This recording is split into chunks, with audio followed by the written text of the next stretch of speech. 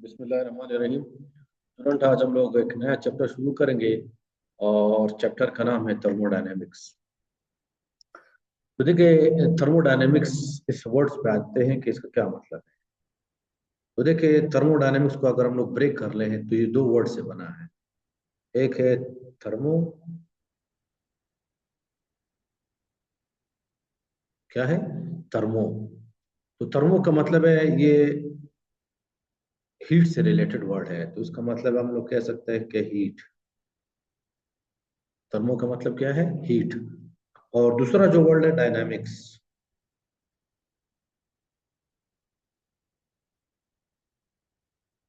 तो डायनामिक्स का वर्ड जो है वो मोशन से रिलेटेड है। तो ये आ गया मोशन। तो देखिए, अभी हम लोग इसकी डेफिनेशन पढ़ेंगे, फिर आपको ये वर्ड्स भी क्लियर हो जाएगा और इसकी डेफिनेशन भी क्लियर हो जाएगी।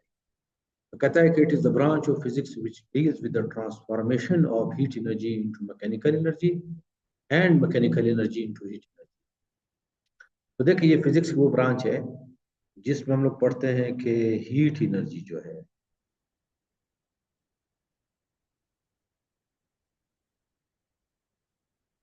हीट एनर्जी जो है वो मैकेनिकल एनर्जी में किस तरह बदलती है।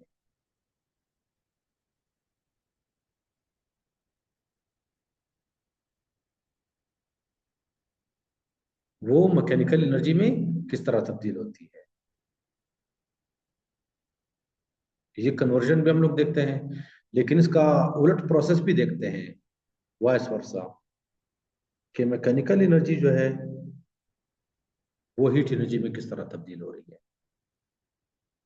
तो याद रखें कि वो फिजिक्स का वो ब्रांच जिसमें हम लोग ये स्टडी करते हैं कि हीट एनर्जी मैकेनिकल एनर्जी में किस तरह कन्वर्ट होती है, या मैकेनिकल एनर्जी हीट एनर्जी में किस तरह कन्वर्ट होती है, इस ब्रांच को हम लोग कहते हैं थर्मोडायनेमिक्स। तो अभी देख लेते हैं कि कौन सा एक ऐसी कोई एग्जांपल देख लेते हैं जिसमें हीट एनर्जी बदलती है मैकेनिकल। तो गाड़ियों के जो इंजन है, ये एक अच्छी एग्जांपल है इसकी। गाड़ी के अंदर जो है ऑयल आता है और ऑयल जो है बर्न होता है और उसकी वजह से हीट जनरेट होता है, लेकिन वो हीट जो है फिर मैकेनिकल एनर्जी में बदल जाता है, गाड़ी के व्हील्स घूमते हैं। तो ये कन्वर्जन हो गया from heat energy to mechanical energy. अभी इसका रिवर्स प्रोसेस देखते हैं कि मैकेनिकल एनर्जी हीट एनर्जी में किस तरह बदल सकती है। तो देखिए, फर्ज करें आप गाड़ी चला रहे हैं और आप गाड़ी जब चला रहे हैं तो गाड़ी की काइनेटिक एनर्जी है, लेकिन जब आप ब्रेक अप्लाई करते हैं तो गाड़ी की काइनेटिक एनर्जी कम होना शुरू हो जाती है और आहिस्ता आहिस्ता जो है आखिर में जीरो हो जाती है। तो यहाँ पे सवाल पैदा होता है कि ये जो काइनेटिक एनर्जी है किधर गई। तो उसका आंसर ये है कि इस केस में जो काइनेटिक एनर्जी है हीट में बदल गई। गाड़ी के टायर्स और जमीन के दरमियान फ्रिक्शन है, उसकी वजह से ये हीट में बदल गई। गाड़ी के टायर हीटअप हो गए, रोड हीटअप हो गया, गाड़ी के ब्रेक पेडल हीटअप हो गए। तो ये क्या है, मैकेनिकल एनर्जी जो है किस में बदल रही है, हीट एनर्जी में बदल रही है। आप एक सादा सी एग्जांपल आप ले लेता हूँ, ये दो हाथ है, इनको आप इस तरह रब करें तो आप देखेंगे कि थोड़ा सा रब करने पर आपके हाथ हीटअप हो जाएंगे। तो ये भी क्या है कि मैकेनिकल एनर्जी बदल रही है किसमें, हीट में। तो अभी चलते हैं नेक्स्ट स्लाइड पे। पहला जो कॉन्सेप्ट हम लोग देखेंगे इसमें चैप्टर में वो है टेम्परेचर। तो देखिए, टेम्परेचर की सिंपल सी डेफिनेशन ये है कि द डिग्री ऑफ हॉटनेस और कोल्डनेस ऑफ एन ऑब्जेक्ट। कोई ऑब्जेक्ट कितना हॉट है या कोई ऑब्जेक्ट कितना कोल्ड है, तो उसको हम लोग कहते हैं टेम्परेचर। तो कोई अगर कोई ऑब्जेक्ट बहुत ज्यादा हॉट होगा तो हम लोग कहेंगे उसका टेम्परेचर बहुत ज्यादा है, अगर कम होगा तो हम लोग कहेंगे उसका टेम्परेचर कम है। तो ये एक सिंपल सी एक डेफिनेशन है कि it describes the degree of hotness और कोल्डनेस ऑफ एन ऑब्जेक्ट। अभी दूसरा जो प्रिसाइज डेफिनेशन है वो ये है कि average kinetic energy of molecules is called temperature. तो देखिए, फर्ज करें आप लोग गैस मॉलिक्यूल्स ले लें, ये गैस के मॉलिक्यूल्स हैं। तो गैस के मॉलिक्यूल्स जो है वो रुके हुए नहीं होते, वो हरकत में होते हैं। तो ये मॉलिक्यूल हो सकता है इस डायरेक्शन में जा रहा हो, ये मॉलिक्यूल इस डायरेक्शन में जा रहा है, ये मॉलिक्यूल इस डायरेक्शन में जा रहा है, तो ये हजारों के हिसाब से, लाखों के हिसाब से मॉलिक्यूल्स है या एटम्स है, ये मूव कर रहे हैं। तो इनमें से किसी कुछ की काइनेटिक एनर्जी ज्यादा होगी, कुछ की काइनेटिक एनर्जी कम होगी। तो हम लोग कहते हैं कि जो एवरेज काइनेटिक एनर्जी है मॉलिक्यूलों की, उसके टेम्परेचर जो है उसके प्रोपोर्शनल है। अगर एवरेज काइनेटिक एनर्जी ज्यादा होगी तो हम लोग कहेंगे कि टेम्परेचर ज्यादा है। अगर एवरेज काइनेटिक एनर्जी कम होगी तो हम लोग कहेंगे टेम्परेचर कम है। सही। याद रखिए यहाँ पे तमाम मॉलिक्यूलों का टेम्परेचर जो काइनेटिक एनर्जी है उसका एवरेज लेना है, क्योंकि तमाम मॉलिक्यूलों की काइनेटिक एनर्जी सेम नहीं है। कुछ की काइनेटिक एनर्जी ज्यादा है, कुछ की काइनेटिक एनर्जी कम है। तो उम्मीद करता हूँ ये बात आप लोग क्लियर हो गई होगी। इसका मतलब है कि फर्ज करें मैं 2 कप पानी लेता हूँ। एक कप में जो है गर्म पानी डालता हूँ, बॉइलिंग वाटर डालता हूँ, और दूसरे कप में जो है ठंडा पानी डालता हूँ। तो इस केस में हम लोग कहेंगे कि जो बॉइलिंग वाटर है उसका टेम्परेचर ज़्यादा है, क्योंकि उसके अंदर मॉलिक्यूलों की काइनेटिक एनर्जी ज़्यादा होगी। एवरेज काइनेटिक एनर्जी ज़्यादा होगी तो उसका टेम्परेचर ज़्यादा। लेकिन जो कोल्ड वाटर है उसकी टेम्परेचर, उसमें मॉलिक्यूलों की एवरेज काइनेटिक एनर्जी कम होगी, तो टेम्परेचर भी क्या होगा, कम होगा। तो अभी आ जाता है कि टेम्परेचर के यूनिट्स क्या है। टेम्परेचर एक फिजिकल क्वांटिटी है, इसको हम लोग नाप सकते हैं और इसको थर्मोमीटर से नापते हैं। तो इसके यूनिट्स क्या होंगे? तो इसका एक यूनिट है केल्विन, दूसरा है सेल्सियस या जिसको हम लोग सेंटीग्रेड भी कहते हैं, और तीसरा है फ़ारेनहाइट। तो इनमें से ऐसा यूनिट कौन सा है? तो याद रख ले, जो केल्विन है ये इसका ऐसा यूनिट है टेम्परेचर।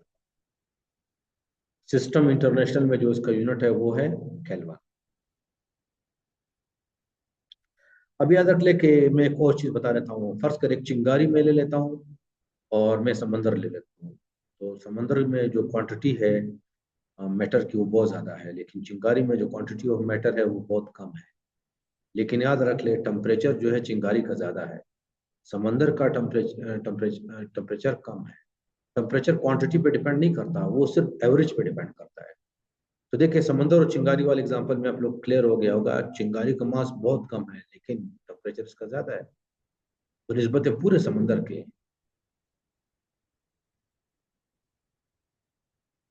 अभी आप याद रखिए यहाँ पे बाद औकात हम लोग टेम्परेचर के स्केल का कन्वर्जन करते हैं, from Celsius to Kelvin, Kelvin to Fahrenheit. तो उसके लिए मैंने एक डाउनलोड किया है इमेज। ये आप रिव्यू के तौर पर इसको याद कर ले तो बेहतर रहेगा।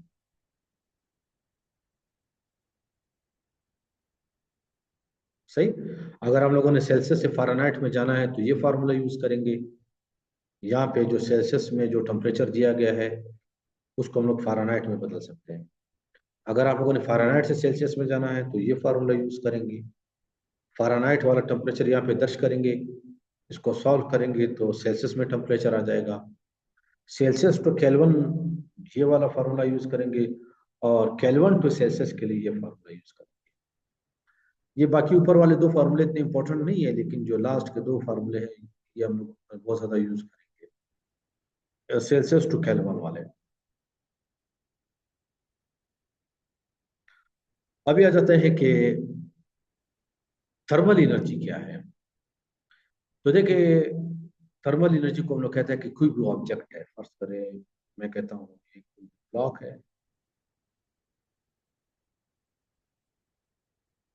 कोई भी ब्लॉक है, तो उसके जो एटम्स और मॉलिक्यूलों की जो काइनेटिक एनर्जी है, तमाम जो काइनेटिक एनर्जीज है इसको अगर हम लोग जमा करेंगे तो उसको हम लोग कहेंगे थर्मल एनर्जी। क्या कहेंगे? Thermal energy. तो देखिए अगर सॉलिड भी हो तो उसके अंदर मॉलिक्यूल वाइब्रेट करते हैं। क्या करते हैं? वाइब्रेट करते हैं। तो अगर आप उसके अंदर जितने मॉलिक्यूल्स हैं या एटम्स है उनकी काइनेटिक एनर्जी को जमा कर लो, तो इसको हम लोग कहेंगे कि इस ऑब्जेक्ट की ये क्या आ गई, थर्मल एनर्जी आ गई। एनर्जी ड्यू टू मोशन, जितने मॉलिक्यूल की है उनको जमा कर दो तो ये उस जिस्म की क्या आ गई, थर्मल एनर्जी। या फर्ज करें देखिए एक सिलेंडर है,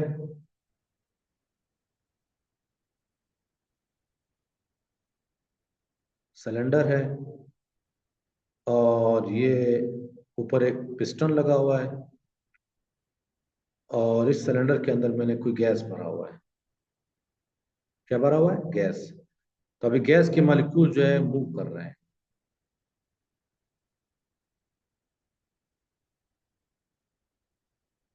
तमाम गैस मॉलिक्यूल जो है मोशन में है। अगर हम लोग उन तमाम गैस मॉलिक्यूलों की जो काइनेटिक एनर्जीज है उनको जमा कर ले, तो उसको हम लोग कहेंगे कि इस गैस की क्या आ गई? थर्मल एनर्जी आ गई। क्या आ गई? थर्मल एनर्जी आ गई। तो याद रख लिए, टोटल एनर्जी है थर्मल। थर्मल एनर्जी क्या है? टोटल एनर्जी है, तमाम मॉलिक्यूलों की काइनेटिक एनर्जी का सम है। अभी अगर से यहाँ पे थोड़ा सा कंफ्यूजन शायद बन जाए कि टेम्परेचर और थर्मल एनर्जी में क्या फर्क है। तो देखिए, टेम्परेचर जो है वो एवरेज है काइनेटिक एनर्जी के प्रोपोर्शनल है, लेकिन थर्मल एनर्जी जो है वो टोटल काइनेटिक एनर्जी है तमाम मॉलिक्यूलों। तो फर्ज करें मैं चिंगारी और समंदर की बात कर लूँ, तो चिंगारी का मैंने कहा टेम्परेचर ज्यादा है समुद्र के मुकाबले में, लेकिन थर्मल एनर्जी जो है वो क्वांटिटी पे डिपेंड करता है, क्वांटिटी कितनी है। तो याद रख ले कि समुद्र की चूंकि क्वांटिटी बहुत ज्यादा है, तो उसके जो मॉलिक्यूल की तादाद ज्यादा होगी, तो अगर तमाम तमाम मॉलिक्यूलों की आप काइनेटिक एनर्जी जमा कर दो, तो उसकी वैल्यू जो है लाजमी बात है बहुत ज्यादा आएगी बनिस्बत चिंगारी के। तो याद रखें, थर्मल एनर्जी सिर्फ काइनेटिक एनर्जी पे भी नहीं, क्वांटिटी पे भी डिपेंड करता है। तो इसका मतलब ये हुआ कि अगर फर्ज करें एक कप वाटर, एक उसमें कप में मैं बॉइलिंग वाटर ले लूँ, और दूसरी तरफ एक बाल्टी में मैं बॉइलिंग वाटर ले लूँ, तो बाल्टी का जो टेम्परेचर है और जो कप का टेम्परेचर है वाटर का, वो सेम है। लेकिन थर्मल एनर्जी जो है वो उस बाल्टी में जो पानी है उसकी ज्यादा है, क्योंकि वहां पे क्वांटिटी ऑफ मैटर ज्यादा है। अभी चलते हैं नेक्स्ट। अच्छा, थर्मल एनर्जी का जो यूनिट होगा वो जॉल होगा, एक यूनिट जॉल है। नेक्स्ट चलते हैं कि हीट क्या है। हीट हम लोग कहते हैं कि वो एनर्जी जो फ्लो करे टेम्परेचर के डिफरेंस की वजह से, उसको हम लोग कहते हैं हीट। वो एनर्जी जो फ्लो करे टेम्परेचर के डिफरेंस की वजह से, इसको हम लोग क्या कहते हैं? हीट। तो देखिए, फर्ज करें मैं कहता हूं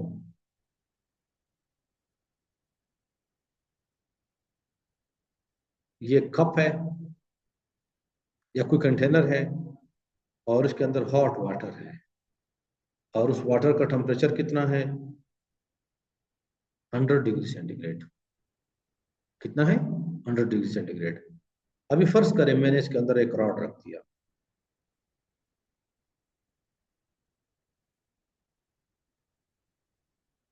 ये रॉड था, लेकिन इस रॉड का टेम्परेचर पहले फर्ज करें 10 डिग्री सेंटीग्रेड था। अभी मैंने इसके अंदर रख दिया इसको, या आप समझ ले कि चम्मच मैंने इसके अंदर रख दिया। तो आप देखेंगे कि थोड़ी देर बाद इस रॉड का या इस चम्मच का टेम्परेचर भी 100 डिग्री से ये हीट अप हो जाएगा। तो ये क्यों हुआ? क्योंकि यहाँ पे देखिए दो ऑब्जेक्ट्स थे, एक 10 डिग्री सेंटीग्रेड वाला और एक 100 वाला। तो ये जो 100 डिग्री सेंटीग्रेड वाला जो ऑब्जेक्ट है, वाटर है, उससे हीट ने फ्लो करना शुरू कर दिया। यहाँ पे हीट ने फ्लो करना शुरू कर दिया, और जब हीट फ्लो हुआ तो इसका टेम्परेचर राइज हुआ। सही। तो देखिए, हम लोग कहते हैं कि the energy that flows due to the temperature difference, temperature difference की वजह से जो हीट एनर्जी फ्लो करती है उसको हम लोग कहते हैं हीट। तो याद रखिए, हीट ऑब्जेक्ट के अंदर नहीं होती। हम लोग ये नहीं कह सकते कि एक ऑब्जेक्ट है उसके अंदर इतना हीट है, ये गलत है। ऑब्जेक्ट के अंदर थर्मल एनर्जी होती है, लेकिन जब दो ऑब्जेक्ट को कांटेक्ट में लाते हो तो जो एनर्जी फ्लो करती है टेम्परेचर के डिफरेंस की वजह से, उसको हम लोग कहते हैं हीट। क्या कहते हैं? हीट। तो उम्मीद करता हूँ कि ये बात आप लोगों को क्लियर हो गई होगी। इस हीट का जो यूनिट है वो भी जाउल ही होगा, क्योंकि ये एनर्जी फ्लो है, तो उसका यूनिट भी जाउल होगा। अभी आ जाते हैं कि इंटरनल एनर्जी। इंटरनल एनर्जी क्या है? तो देखिए, लिखा हुआ है the sum of all form of molecular energies such as kinetic and potential energy of a substance is called internal. तो याद रख ले कि गैस मॉलिक्यूल जो है वो ये फर्ज करे गैस मॉलिक्यूल है, तो ये गैस मॉलिक्यूल जो है उनकी ट्रांसलेशनल काइनेटिक एनर्जी भी होती है।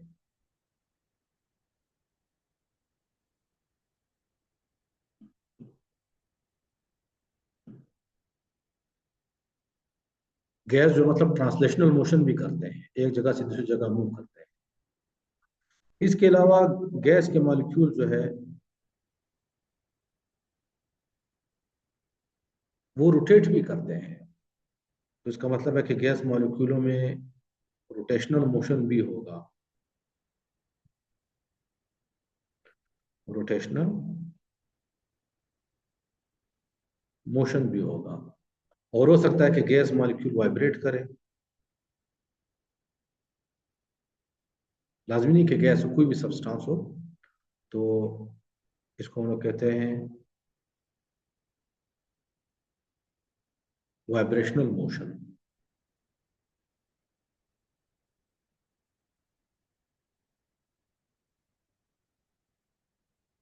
सॉरी, यहाँ पे स्क्रीन काम नहीं कर रहा, तो इसको मैं यहाँ पे लिख लेता हूँ वाइब्रेशनल मोशन। तो याद रख ले, किसी भी सब्सटेंस के अंदर मॉलिक्यूल्स जो है उनकी तीन किस्म की काइनेटिक एनर्जीज हो सकती है। तीन तरह की मोशंस की वजह से उसकी काइनेटिक एनर्जी हो सकती है। एक है translational motion, rotational motion, vibrational motion. तो ट्रांसलेशनल मोशन के साथ जो काइनेटिक एनर्जी एसोसिएट होगी उसको हम लोग कहेंगे ट्रांसलेशनल काइनेटिक एनर्जी। इसी तरह रोटेशनल के साथ हम लोग कहेंगे रोटेशनल काइनेटिक एनर्जी, और वाइब्रेशनल मोशन की वजह से जो होगी उसको हम लोग कहेंगे वाइब्रेशनल काइनेटिक। और दूसरी बात याद रख ले कि गैस मॉलिक्यूलों के दरम्यान में पोटेंशियल एनर्जी भी होती है, क्योंकि गैस मॉलिक्यूलों के ऊपर चार्ज होता है तो उनके दरम्यान में पोटेंशियल एनर्जी भी होगी। और उस पोटेंशियल एनर्जी का स्पेसिफिक नाम है इलेक्ट्रोस्टैटिक पोटेंशियल एनर्जी। तो याद रख ले कि गैस मॉलिक्यूलों या किसी भी सब्सटेंस के तमाम मॉलिक्यूलों की जितनी भी टाइप्स की एनर्जीज है उनको अगर आप जमा कर दो तो उसको कहते हैं इंटरनल एनर्जी। क्या कहते हैं? Internal energy. तो देखिए, फर्ज करिए एक ब्लॉक है और इस ब्लॉक की मैं इंटरनल एनर्जी मालूम करना चाहता हूँ।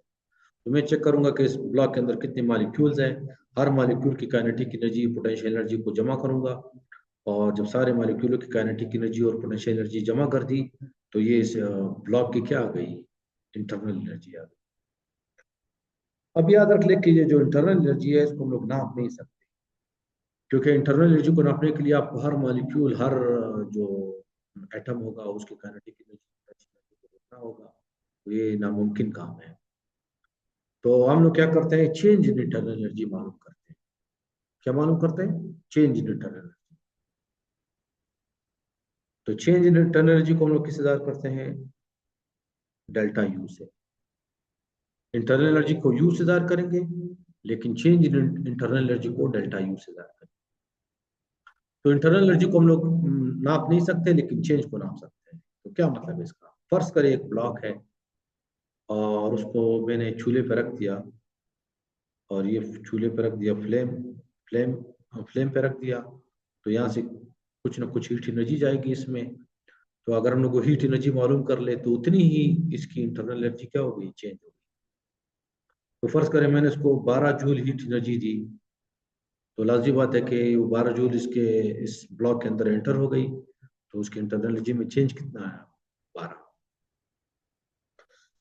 अब याद रख लें कि इंटरनल एनर्जी का ताल्लुक है टेम्परेचर के साथ। जितना टेम्परेचर ज्यादा होगा काइनेटिक एनर्जी ज्यादा होगी और इंटरनल एनर्जी ज्यादा होगी।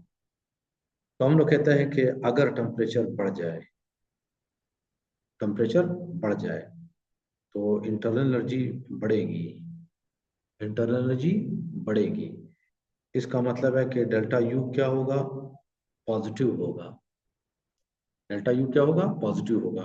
क्योंकि याद रखिए, डेल्टा यू का मतलब है final minus initial. Final value initial से ज्यादा है, तो डेल्टा यू क्या हो गया? पॉजिटिव। इसी तरह अगर हम लोग टेम्परेचर को कम कर दें तो हम लोग कहेंगे कि इंटरनल एनर्जी क्या हो गई?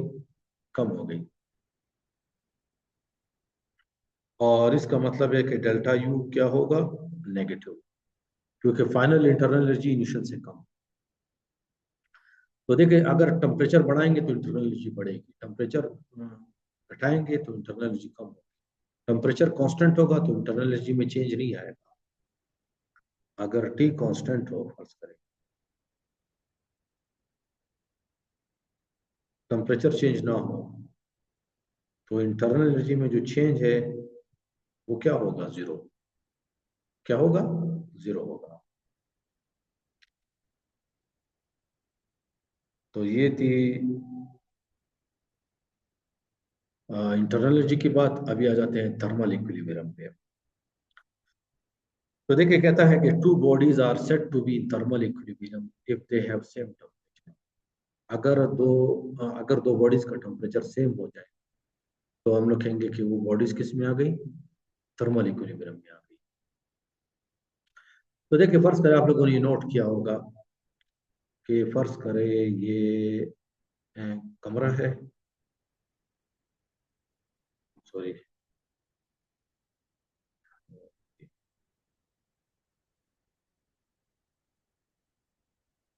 ये कमरा है और इस कमरे के अंदर एक टेबल है और उस टेबल के ऊपर मैंने एक बर्तन रखा हुआ है। सही, बर्तन रखा हुआ है और उस बर्तन के अंदर बर्फ मौजूद है। क्या मौजूद है? बर्फ मौजूद है। कमरे का टेम्परेचर फर्ज करें मैं कहता हूं है 30 डिग्री सेंटीग्रेड और बर्फ का टेम्परेचर है 0 डिग्री सेंटीग्रेड। तो अभी देखिए, जब आप बर्फ रखते हैं कमरे के अंदर, बर्फ आप लोग रखते हैं कमरे के अंदर, तो क्या होता है? थोड़ी देर बाद आप देखते हैं कि बर्फ पिघल जाता है। बर्फ पिघल जाता है और थोड़ी देर बाद हम लोग देखते हैं कि कमरे का टेम्परेचर और बर्फ का टेम्परेचर जो है, या इस बर्तन के अंदर जो भी कुछ है उसका टेम्परेचर बराबर हो जाता है। तो यहाँ पे हुआ क्या कि हीट ने फ्लो करना शुरू कर दिया from hot to cold body. Hot body क्या है? कमरा है, रूम है, और वहां से हीट ने फ्लो करना शुरू कर दिया। तो पहले देखिए, टेम्परेचर का डिफरेंस था। कमरे का टेम्परेचर 30 था, आइस का 0 था। तो हीट ने फ्लो करना शुरू कर दिया। तो जब हीट ने फ्लो करना शुरू कर दिया तो इस दौरान क्या होगा कि आइस का टेम्परेचर बढ़ना शुरू हो जाएगा, बढ़ना शुरू हो जाएगा। और एक वक्त आएगा कि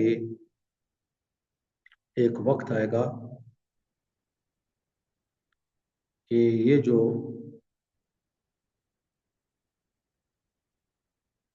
आइस हम लोगों ने रखा था इस बर्तन के अंदर, ये पानी में बदल जाएगा और इसका टेम्परेचर भी कितना हो जाएगा? 30 डिग्री सेंटीग्रेड। अगर कमरा बहुत बड़ा हो तो कमरे के टेम्परेचर पे असर नहीं पड़ेगा। तो अभी देखिए, इसके बाद कोई हीट का फ्लो नहीं होगा। उसके बाद ये नहीं होगा कि पानी जो है मजीद हीटअप होना शुरू हो जाएगा। तो हम लोग कहेंगे हीट का फ्लो जो है वो रुक जाएगा, क्योंकि हीट के फ्लो के लिए जरूरी ये है कि टेम्परेचर में का डिफरेंस होना चाहिए। तो अभी देखिए, यहाँ पे दो बॉडीज हमारे पास आ गई। एक बॉडी ए है जो कमरा है, और दूसरी बॉडी ये आइस है जिसको मैं कहूंगा बी। जब टेम्परेचर डिफरेंस था तो हीट फ्लो हो रहा था, लेकिन बाद में ये बॉडी ए और बॉडी बी का टेम्परेचर क्या हो गया? सेम हो गया। तो हम लोग कहेंगे ये दोनों बॉडीज किस में आ गई? इक्विलिब्रियम में आ गई। तो देखिए, लिखा हुआ है कि two bodies are said to be in thermal equilibrium if they have same temperature. अगर दो बॉडीज का टेम्परेचर सेम हो जाए तो हम लोग कहेंगे वो थर्मल इक्विलिब्रियम में है। और जब भी थर्मल इक्विलिब्रियम में जिसम आएगा तो कोई हीट का फ्लो नहीं होगा। तो यहाँ पे मैंने एक इमेज डाउनलोड की थी, देख लेते हैं इसको।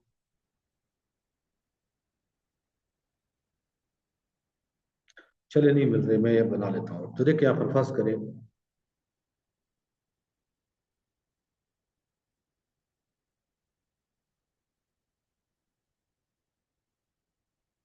ये दो बॉडीज है, एक है ए, एक है बी। इस ए को मैं कहता हूं कि हॉट बॉडी है और दूसरे को हम लोग कहते हैं कोल्ड बॉडी। फर्ज करें, मैं कहता हूँ सिंपल केस बता रहा हूँ, इसका टेम्परेचर 100 डिग्री सेंटीग्रेड और इसका 0 डिग्री सेंटीग्रेड, और ए और बी का जो है साइज सेम है। ए और बी का साइज सेम है। इनिशियली इनका टेम्परेचर का डिफरेंस था, फिर मैंने इन दोनों को इस तरह ज्वाइन कर, इनकी बाउंड्री जो है मैच कर गई। ओवरलैप कर गई, तो इस दौरान क्या होगा कि हीट का फ्लो शुरू हो जाएगा। हीट का फ्लो शुरू हो जाएगा, जो हॉट बॉडी है उसका टेम्परेचर कम होना शुरू हो जाएगा, और जो कोल्ड बॉडी है उसका टेम्परेचर बढ़ना शुरू हो जाएगा। तो थोड़ी देर बाद आप क्या देखेंगे, थोड़ी देर बाद आप देखेंगे कि ये जो दोनों बॉडीज है इनका टेम्परेचर सेम हो जाएगा। इसका टेम्परेचर कम होते 50 डिग्री सेंटीग्रेड हो जाएगा, और इसका भी 50 डिग्री सेंटीग्रेड हो जाएगा। तो इसके बाद जो हीट का फ्लो रुक जाएगा। और याद रख लिए 50-50 होना जरूरी नहीं है, लेकिन यहाँ पे मैं कह रहा हूँ कि ए और बी का साइज सेम है, तो इक्विलिब्रियम जो है 50-50 पे आएगा। तो ये थी, हम लोगों ने पढ़ा थर्मल इक्विलिब्रियम। अभी आ जाते हैं थर्मोडायनेमिक सिस्टम पे। तो देखिए इसकी डेफिनेशन लिखी हुई है कि द क्वांटिटी ऑफ मैटर और region of space whose behaviour is being studied. अगर हम लोग किसी मैटर को स्टडी करें, तो जिस मैटर को हम लोग स्टडी कर रहे होंगे उसको हम लोग कहेंगे सिस्टम। क्या कहेंगे? System, thermodynamic system. तो उसकी देखिए सादा सी एग्जांपल एक बैलून है। फर्ज करें मैंने एक बैलून लिया,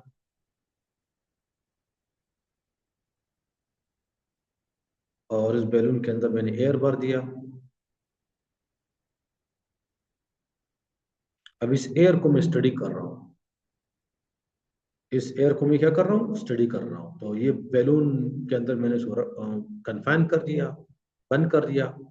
तो ये जो बैलून है ये मेरा कहलाएगा थर्मोडायनेमिक सिस्टम। क्या कहलाएगा? Thermodynamic system. तो अभी देखिए थर्मोडायनेमिक सिस्टम में क्या होता है कि फर्ज करिए ये सिस्टम है,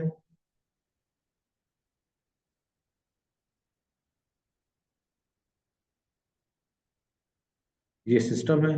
तो सिस्टम की कुछ खास बाउंड्री होगी जिसको हम लोग कहते हैं डिस्टिंक्ट बाउंड्रीज।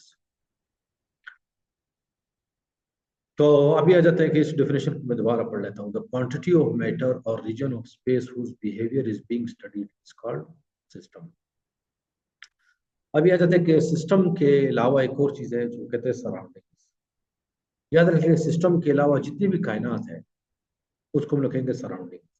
तो देखिए फर्ज करें बैलून है, तो इसके आसपास जितनी भी कायनात है, आसपास जो कुछ भी है इसको हम लोग कहेंगे सराउंडिंग्स। तो देखिए everything other than the system in the universe, हर चीज जो सिस्टम के अलावा है इसको हम लोग कहते हैं सराउंडिंग। और आखिरी एक चीज आ जाता है कि boundary of system. System is separated from the surrounding bye it's boundary. Sorry यहाँ पर मैंने गलत लिखा है, बाय इट्स बाउंड्री। ये बाउंड्री होना चाहिए।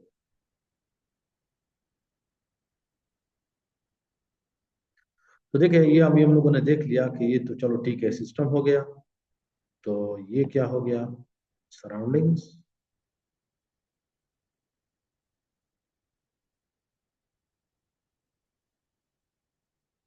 और ये क्या है, ये जो मैं बना रहा हूँ?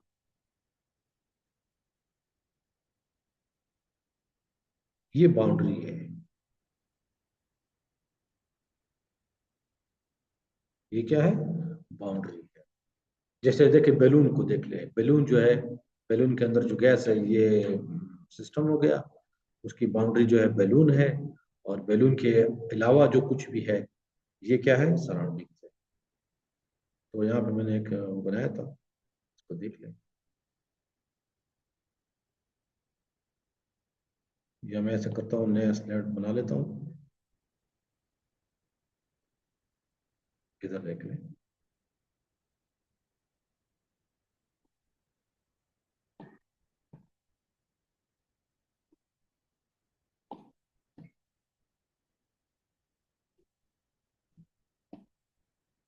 सही। तो देखिए ये सिस्टम हो गया, ये इसकी बाउंड्री हो गई, और ये सराउंडिंग हो गई। अब याद रखिए इस चैप्टर में हम लोग जो है इस तरह का सिस्टम लेंगे कि उसमें एक सिलेंडर होगा। उसमें क्या होगा? एक सिलेंडर होगा। तो देखिए एक सिलेंडर है, ये सारा सिलेंडर है। और उस सिलेंडर के ऊपर एक पिस्टन होगा जिसको हम लोग ऊपर नीचे कर सकते हैं। तो ये पिस्टन हो गया। और ये जो अंदर गैस है ये सिस्टम हो गया, ये जो गैस है ये सिस्टम हो गया। इस सिलेंडर के अलावा जितनी भी कायनात है उसको हम कहेंगे सराउंडिंग्स कहेंगे। और ये जो सिलेंडर के वॉल्स हैं ये बाउंड्री है, और सिलेंडर के वॉल्स क्या है, बाउंड्री है। अभी चलते हैं कि टाइप्स ऑफ सिस्टम पे, टाइप्स ऑफ सिस्टम पे। तो देखिए पहला आ जाता है close system, no transfer of mass across its boundary. ऐसा सिस्टम जिसमें मास जो है सिस्टम से बाहर ना जा सके, ना बाहर से अंदर आ सके, तो ऐसे सिस्टम को हम लोग क्या कहेंगे, क्लोज सिस्टम। ऐसा सिस्टम जिसमें से ना मास बाहर जा सके, ना सिस्टम के अंदर आ सके, तो उसको हम लोग कहेंगे क्लोज सिस्टम। हीट का एक्सचेंज हो सकता है सिस्टम से, सराउंडिंग में भी हीट जा सकता है, सराउंडिंग से हीट जो है सिस्टम के अंदर भी आ सकता है, लेकिन मास नहीं जा सकता। तो उसकी सादा सी एग्जांपल ये है कि जो जो अभी हम लोगों ने ड्रा की थी, ये सिस्टम देख लें। ये अगर फर्ज करें इस सिलेंडर से कोई गैस लीक नहीं कर रहा, इसके वाल्व और पिस्टन के दरम्यान में जो गैप है वहां से गैस लीक नहीं कर रहा, तो ये मेरे पास क्या आ गया, क्लोज सिस्टम। या अगर फर्ज करें वो बैलून वाली एग्जांपल हम लोग ले लें,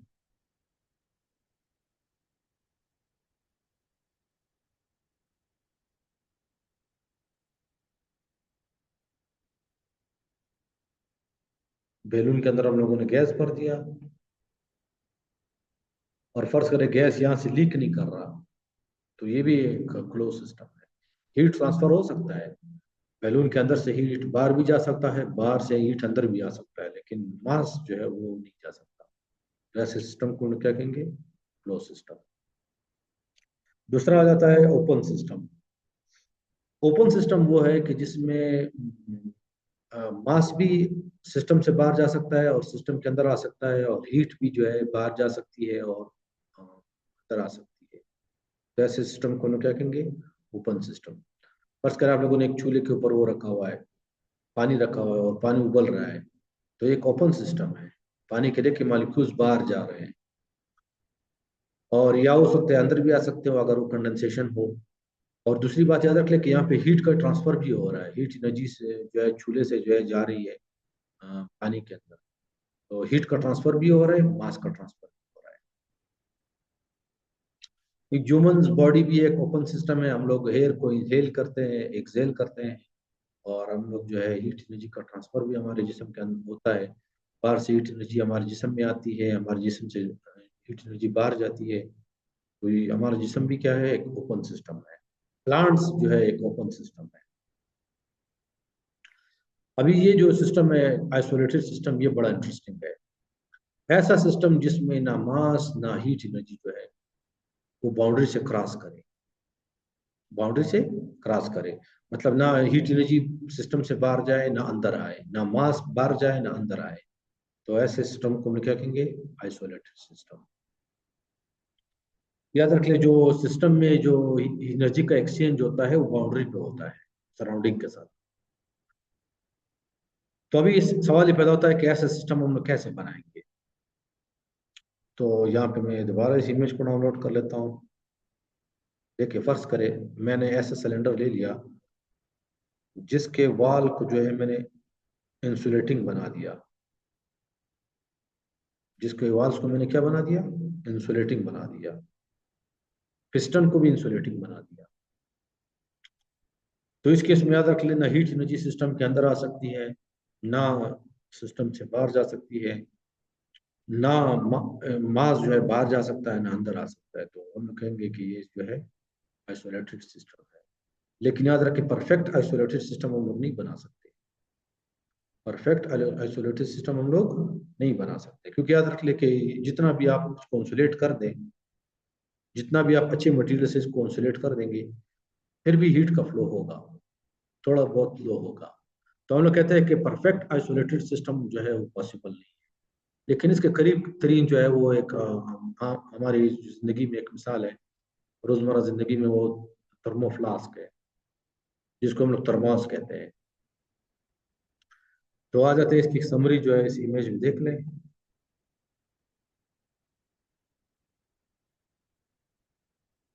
देखिए ये इमेज है, तो आप देख सकते हो कि इस ये जो है सिस्टम है, ये ओपन सिस्टम है, मास भी बाहर जा रहा है, और हीट अंदर भी आ सकता है, बाहर भी जा सकता है।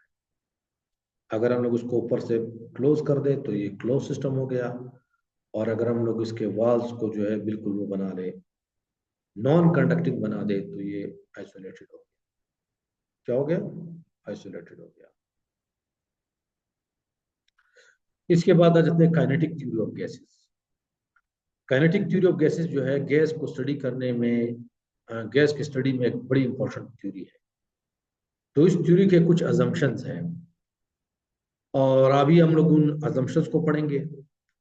तो पहला अजम्पशन ये है कि finite volume of a gas consist of a very large number of molecules. ठीक है, तो देखिए मैं दोबारा रिपीट कर लेता हूँ। काइनेटिक थ्योरी ऑफ गैसेस जो है गैस की स्टडी में जो है एक बहुत इंपॉर्टेंट थ्योरी है, इसको हम लोग कहते हैं काइनेटिक थ्योरी ऑफ गैसेस। और इस थ्योरी के कुछ अजम्पशंस हैं। तो पहला अजम्पशन ये है कि finite volume of a gas consist of a large number of molecules. फिर के फर्ज करें मैंने एक सिलेंडर ले लिया,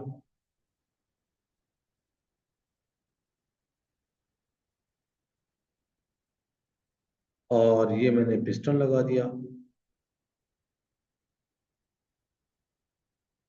और इसके अंदर मैंने कोई गैस भरा हुआ है। लेकिन याद रखिए इसका वॉल्यूम फाइनाइट है। वॉल्यूम क्या है?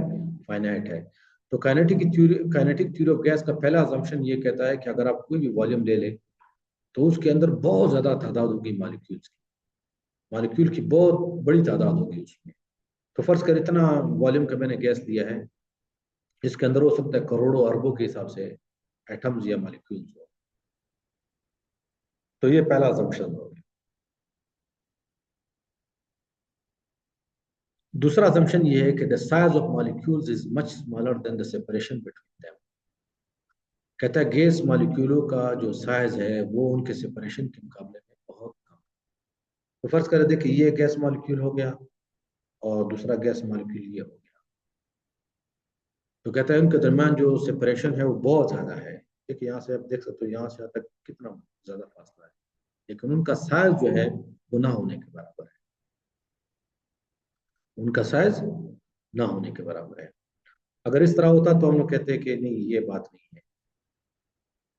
अभी आप देखिए, आप लोग देख सकते हो कि मॉलिक्यूलों का साइज जो है डिस्टेंस के मुकाबले में कंपेरेबल है। तो काइनेटिक थ्योरी ऑफ गैसेस का अजम्पशन ये है कि गैस मॉलिक्यूल इस तरह नहीं है, उनके दरमियान में डिस्टेंस बहुत ज्यादा है उनके साइज के। चौथा अजम्पशन ये है कि gas molecules are in random motion. अगर आप गैस मॉलिक्यूल्स को देखेंगे वो रैंडम मोशन में होंगे।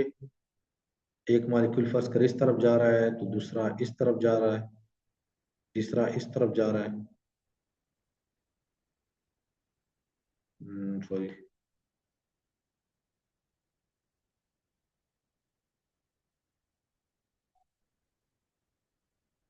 देखिए गैस मॉलिक्यूल्स क्या है? रैंडम मोशन में होते हैं। इनकी वेलोसिटीज भी सेम नहीं होती है, कुछ की वेलोसिटी ज़्यादा होती है, कुछ की वेलोसिटी कम होती है। तो जब ये दीवार से टकराते हैं तो दीवार पे जो है अपनी मोमेंटम ट्रांसफर की वजह से उसके ऊपर फोर्स लगाते हैं, और फोर्स पर यूनिट एरिया को क्या कहते हैं? प्रेशर कहते हैं। चौथा वो अजम्पशन है कि gas collision between gas molecules themselves and the wall of container are elastic. तो देखिए फर्ज करिए गैस कंटेनर है, और ये पिस्टन है,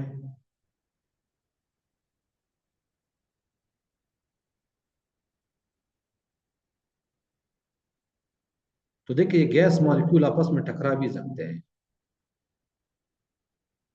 अभी दो मॉलिक्यूल एक दूसरे की तरफ जा रहे हैं तो टकराएंगे, और ये मॉलिक्यूल लाजिम बात है दीवारों से भी टकराएंगे। तो कहता है कि गैस मॉलिक्यूलों का आपस में टकराव, या गैस मॉलिक्यूलों का दीवारों के साथ टकराव। गैस कंटेनर के दीवार के साथ जो टकराव है वो इलास्टिक है। तो हम लोगों ने पढ़ा था इलास्टिक कोलिजन ऐसी कोलिजन होती है जिसमें मोमेंटम भी कंजर्व होता है, काइनेटिक एनर्जी भी कंजर्व होती है। तो इस अजम्पशन का, इस थ्योरी का ये अजम्पशन है कि मॉलिक्यूलों के दरमियान आपस में जो कोलिजन है, या कंटेनर के साथ जो कोलिजन है, वो हमेशा क्या होगा? इलास्टिक होगा। और आखिरी अजम्पशन है कि molecule exert no force on each other except during a collision. तो देखिए आप लोगों ने पढ़ा है कि चार्ज पार्टिकल, फर्ज करिए एक चार्ज पार्टिकल ये है, दूसरा चार्ज पार्टिकल ये है, तो ये चार्ज पार्टिकल एक दूसरे के ऊपर फोर्स लगाते हैं, भले दूर भी हो लेकिन फोर्स लगाते हैं। तो अभी याद रखिए कि गैस मॉलिक्यूल्स भी हो सकता है कि इनके ऊपर चार्ज हो, तो अगर ये दूर होंगे तब भी फोर्स लगाएंगे। हम लोगों ने पढ़ा है कि कूलम्स लॉ कि दो चार्जेस के दरम्यान में फोर्स अमल करता है, और ये फोर्स जो है फासला बढ़ाने से वो होता है, कम होता है, लेकिन जीरो नहीं होता। तो इसका मतलब है कि गैस मॉलिक्यूल भी एक दूसरे के ऊपर फोर्स लगाते हैं, इलेक्ट्रोस्टैटिक फोर्स। लेकिन इस थ्योरी का असम्पशन ये है कि गैस मॉलिक्यूल एक दूसरे के ऊपर फोर्स नहीं लगाते, सिर्फ उस वक्त फोर्स लगाते हैं जब ये कोलिजन करते हैं। क्या करते हैं? कोलिजन करते हैं। तो देखिए फर्ज करें ये गैस मॉलिक्यूल है, ये गैस मॉलिक्यूल है, तो ये एक दूसरे के ऊपर कोई फोर्स नहीं लगाएंगे। फोर्स सिर्फ उस वक्त लगाएंगे जब ये कोलिजन करेंगे। जब ये क्या करेंगे? कोलिजन करेंगे। इसके अलावा जो है ये कभी फोर्स नहीं लगाएंगे। और उसकी एक दूसरी वजह भी इसकी जस्टिफिकेशन आती है कि हम लोगों ने यह अज्यूम किया है कि मॉलिक्यूलों का साइज जो है वो ना होने के बराबर डिस्टेंस के मुकाबले। तो चूंकि डिस्टेंस बहुत ज्यादा होगा तो हम लोग जो है मॉलिक्यूलों के दरम्यान में जो फोर्स है उसको निगलेक्ट कर सकते हैं। तो याद रखिए ये जो थ्योरी है काइनेटिक थ्योरी ऑफ गैसेस, ये जो है गैसेस का बिहेवियर स्टडी करने में हमारी मदद करता है। और ये फिर हमें जो है कुछ लॉज है फिजिक्स के, थर्मोडायनेमिक्स के, उनको डिराइव करने में from microscopic point of view to macroscopic point of view में जाने के लिए ये जो थ्योरी है ये हमारी मदद करता है।